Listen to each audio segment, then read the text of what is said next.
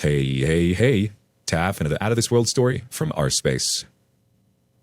Have you ever woken up from a nightmare, seemingly escaping the horror, only to fall back into the same one? Today on our space, it's not just a dream, it's life, and it's raw, and very real. Up first, a jilted lover, with the hope of a fairy tale ending. I thought I had the perfect life. The r/divorce group suggests that I post on here. I don't know what to do. I'm sad, terrified, having horrible thoughts. I'm not a perfect man, but I thought I had the perfect life.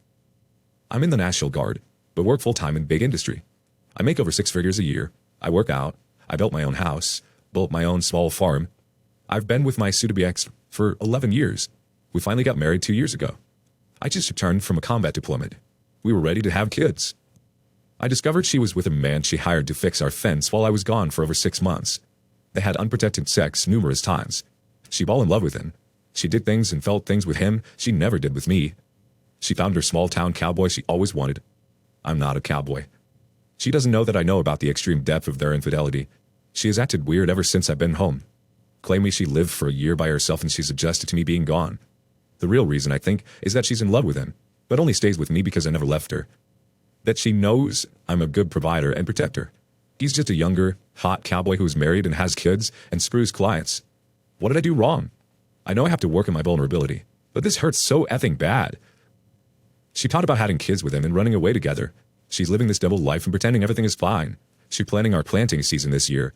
We bought more chickens. She talks about having children with me and scheduling doctor's appointments. She hasn't realized how utterly broken I am as I hide behind the severe stoicism the military taught me. I've spoken with my best friend about it, discussed the details. He thinks I should file for divorce and kick her out. He says if I try to fix it with her, we can't be friends. Part of my Catholic nature, we weren't married in the Catholic Church, thinks I can fix this and make it work. I don't think it's possible. What will happen if I deploy again? I don't want to start over. I'm in my mid-30s and feel like I'm running out of time to have a dedicated wife and a farm full of kids who I want to raise to be great Americans. All I can do is cry in silence and keep the barrel of my pistol out of my mouth while I try to figure out how to approach her and have this discussion. I don't know how to start over. I don't know how to let go. I thought I was the strongest man I knew. I'm broken in half and I'm lost. Please, God, help me.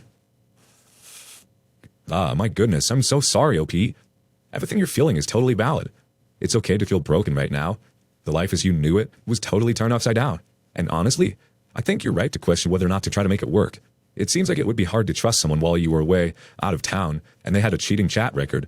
Also, it's hard to believe that someone you love and who you've been with for so long wouldn't be able to tell that something is on your mind when they look you in the eyes. Update, 24th of January. I broke down crying randomly 3 times driving to work this morning listening to the Bible in the Year podcast when Father Mike was praying for those trying to have children. The last time I cried was 2010 when my friend got killed returning from Iraq. Maybe this is acceptance. I scheduled a consultation with 2 lawyers to start filing procedures. I don't think this is savable. She has no remorse. I think she's a sociopath. I have been unable to schedule any in-person mental health sessions. First appointments are over 3 weeks out. That's BS. I'm going to try and find a priest from my local parish. I told my mom and my closest friends today. That was really hard. I haven't confronted her yet, but I'm making plans. Update, 26 January 2023. I have 2 legal consultations today to get filing for divorce. I hired a PI based on a suggestion from you all. This guy has 5 aliases, a suspended license, and 1 conviction on his record. He's 28 years old, married with 2 kids, and lives 15 minutes from my house. I woke up in a panic attack last night while she slept next to me and started bawling my eyes out, saying, "I'm sorry." She said, "Hey, maybe it's the workout supplements you're taking or it's from something you picked up overseas. I've never seen you this upset. Maybe you should go see a doctor." Either she's playing me super hard or she's as clueless as a cat with the food dish in front of her face. Her birthday is January 29th, but I'm working at the refinery that week.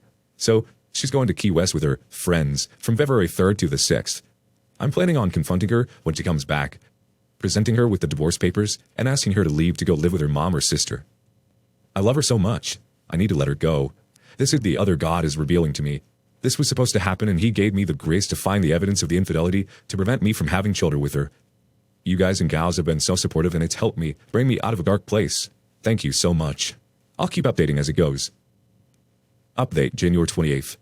I'm working night shift this week at the refinery. I woke up around 13:45. I get a message from the PI I hired that she had lunch with them at Qdoba while I was sleeping, and she said she was out shopping. When she got back, I asked her if she went out for lunch. She said she only went to Costco and Maurice's. She was blatantly lying to my face again, straight face like everything was normal. She just tried telling me that I just started crying while the song The End by Elliot Greer was playing because of my pre-workout I was drinking, since I always work out before a shift. I was screaming, F you, while repping out 315 pounds in 5 sets of 10. She just said, wow, you get frustrated when you work out at my CrossFit gym in the garage. Either this lady is effing with me, or she really thinks she's getting away with this. The plan is to confront her February 7th when she returns. I'm in the process of getting all the paperwork filed and set, so I can be in position of favorability and I can have closure on my terms. Update, 30th January 2023. I couldn't hold it in anymore. I confronted her this morning, notified her whole family, as well as the cowboy's now pregnant wife and his family. She says she can change and wants this life. She didn't tell me because she knew what hurt me. It was just a fling. It didn't mean anything. That guy lied to her as she didn't know better. She left for her sister's house. I stepped to my principles. Update, 4th of February 2023. Her sister and family have resulted to gaslighting me. Apparently I caused this. Unprotected sex with another guy is apparently dismissive when I'm emotionally unavailable. She told Cowboy's wife it was all made up. Cowboy and his wife had decided to work it out. She's pregnant with his third child. My wife's family said, well, Daly first, implying I'm not part of their family, and they will side with my wife Bersa trying to help us heal. She scoffed when I recommended she go to individual therapy and try to work this out. She thinks it's all going to be fine, and I can be manipulated into staying. Update, 8th February 2023. She signed the paperwork and I filed the divorce this morning. We had a long talk. She said she, 10 out of 10, wants to fix this marriage and will put in the effort over the next 89 days to prove that. I'm skeptical. Update, 19th February 2023. She's looking for houses in Texas and trying to transfer with her company. I hope she gets the position. It will make this a lot easier. Final update. Today, May 11th, the divorce is final. I ended up with the house. She's moving to Texas and transferring jobs. She still has some remorse and never took responsibility for throwing our life away. I still can't update my last post, so here's an update in a new post. Thank you to everyone who kept tabs on me. This still hurts, but I'm still moving forward. Deployment was tough. Coming home to a situation that ended in a divorce was even worse. The past several months since I have returned home from the Middle East has been the most difficult season of my life. Of course, there are two sides to every story, but this particular situation absolutely broke me as a man. It broke me down to the foundation I had come to build my life on. I had to rediscover my vulnerability. Sometimes it's okay to ask for help and admit you cannot handle something on your own. Grief demands a witness, as Dr. John Deloney always says. This was pain I could not simply internalize. The faith I rediscovered overseas has carried me throughout this, and I am very thankful for that. Trying to determine why people do evil things or commit betrayal have been difficult questions that I still don't have answers to. Evil hates the light, and truth is revealed by the light. Everything happens for a reason. Even if that reason was to tell you that having a family and a life with someone in particular was not the intended path you were supposed to be walking on. If it wasn't for my faith, my closest friends from the academy, friends and men back home, and the men and women I deployed with constantly checking in on me, I'm not sure where I'd be right now. To those you kept calling and texting when I was in some very dark places, thank you. It's time to start a new chapter, and do it with someone who actually wants to write those stories together. I feel like I've been in a coma for the past 20 years, and I'm just now waking up. Lester Burnham, American Beauty, 1999. Let's see what the community thinks. Jokester316 says, I'm glad to hear that you made it through the other side. You had to go through hell to get there, but you finally made it. Did you not provide the proof to Cowboy's wife? Do you think she's just in denial? It wasn't just a fling. She continued the affair even after you got home. She wasn't going to stop. She may even have tried to pawn on affair baby off on you. You are not too old to start a family. Continue to heal. God has a plan for you. Now go start writing the next chapter of your life. Godspeed. Edit. I wanted to thank you for your service to our great country. Admirable Ad 801 chimes in. You know what? Sometimes life gives you a bad woman so that when you get the good one, you appreciate her more. No matter what she says or her family spatters out, your wayward wife dearly regrets this. They do not show, but they know they list the real thing. So when you confronted her, she said he lied to her. But what did she do to you? She took to transfer, but she cannot transfer from herself. You should zero contact to the zillionth now. Once she realizes being with you was easy, she will try to come back. Watch for that. I know you're shaky from these blows, but pull yourself together. Get out and look for your life partner. You, like all of us, now know it's not a fairy tale. Guess what? You're only ready for marriage now. You learn that you're the most important part of your story. Your partner adds, and you allow that, but you remain the important part. You absolutely made the right choice by leaving. You did nothing wrong and you did nothing to deserve this. It should be family first, but not in the way that your ex's family believes it to be. Your wife should never have looked outside the marriage, and if she was having feelings of loneliness, then that should have been a conversation that she had with you, OP. I'm so sorry. As much as it hurts, moving forward is the direction you want to be heading. Take your time, because it does not take time. As much as life can break us, we become stronger at the broken parts. You came out alive, and you didn't let this defeat you. You will find that special someone who can't wait to see you walk through the door when you come back from work. Someone you will spend the rest of your life with. Here's to a beautiful life ahead of you, filled with so much light and love. What are your thoughts? Have you experienced something similar? Share your stories with us below. Next, Death by Silk Kimono. My boyfriend, 22 male, cheated on me, 18 female, with my best friend, 19 female, while I was laying next to them. Hi everyone. Something really upsetting happened to me yesterday, and I'm feeling quite overwhelmed. I had been in a relationship with my boyfriend for almost 3 years, and I also had a friend whom I had known for nearly 2 years. Yesterday, I decided to go out for a drink with my girlfriend to spend a nice evening together. While we were hanging out, my boyfriend texted and asked if he could join us. Both my girlfriend and I agreed, and he came over, and we all had a good time. Later on, we headed back to my friend's studio apartment. Along the way, I opened up about some personal insecurities, like feeling foolish at times because of my hair color and expressing my discomfort with the idea of threesomes, as it made me feel gross and uncomfortable. Once we arrived at the apartment, we watched a series together. I must have fallen asleep at some point, and when I woke up, I noticed my girlfriend was continuously rubbing my boyfriend's belly. I immediately expressed my discomfort to my boyfriend, but I eventually fell back asleep. My girlfriend was also getting ready for bed, and I noticed she had changed into a silk kimono, which was unusual since she had been wearing an oversized t-shirt and pants earlier. A red flag for me. I was quite exhausted, so I drifted off to sleep again. Suddenly I woke up, sensing movement on the bed and hearing heavy breathing. I was paralyzed, realizing what was happening. I went to the bathroom, trying to gather my thoughts and figure out what to do next. Eventually, I made the decision to pack my things and leave. While I was packing, my boyfriend went to the bathroom and I confronted my friend, calling her a disrespectful person. She responded with a feeble apology, but it didn't mean much to me. My boyfriend entered the room, and I ended our relationship on the spot. I swiftly left, with my belongings in tow. He followed me, pleaded to take me home and ensure my safety, but I refused. As I walked home, he continued chasing after me, expressing how stupid he had been and how he never wanted to do me. It was the first time I saw him cry, but by that point, I couldn't bring myself to care. I'm at a loss for what to do now. I see my friend regularly at school since she's in my class, and I don't know how to handle the situation. I'm consumed with anger and confusion. Update. Hey everyone. First off, I want to give a big shout out to all of you for the amazing support you've shown me. Seriously, it means the world to me. Now, let's dive into the story.